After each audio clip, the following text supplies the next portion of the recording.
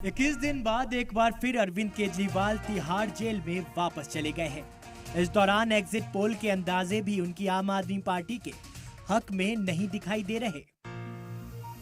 सुबह घर पर आज सबसे पहले उनसे मिलने पंजाब के सीएम भगवंत मान पहुंचे। घर से निकलने से पहले अरविंद केजरीवाल ने अपने पेरेंट्स से आशीर्वाद लिया। इसके बाद अरविंद केजरीवाल ने अपने परिवार और पार्टी के ओहदेदारान के साथ राजघाट पहुंचकर बापू को नमन किया। यहां से उनका काफिला हनुमान मंदिर की तरफ बढ़ा।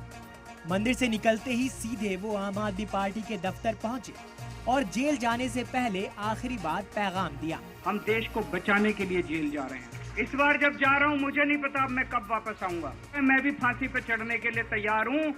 मेरे शरीर का एक एक कतरा इस देश के लिए है। बीजेपी ने तंज कसते हुए केजरीवाल के सरेंडर करने के तरीके पर सवाल उठाए। शराब घोटाला किया है अरविंद केजरीवाल जी ने, उसके लिए जेल में है। और अरविंद केजरीवाल अब इस दिल्ली के विलन हैं और दिल्ली के दिल से भी और दिल्ली के नजर से भी गिर चुके हैं। एग्जिट पोल में भी आम आदमी पार्टी के लिए कोई अच्छी खबर नहीं है। ऐसे में पार्टी अब आगे की हिकमत अमली पर काम कर रही है।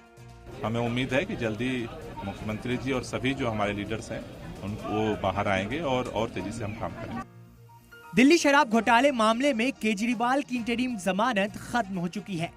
सुप्रीम कोर्ट ने 10 मई को चुनावी कैंपेनिंग के लिए उन्हें इंटरिम जमानत दी थी।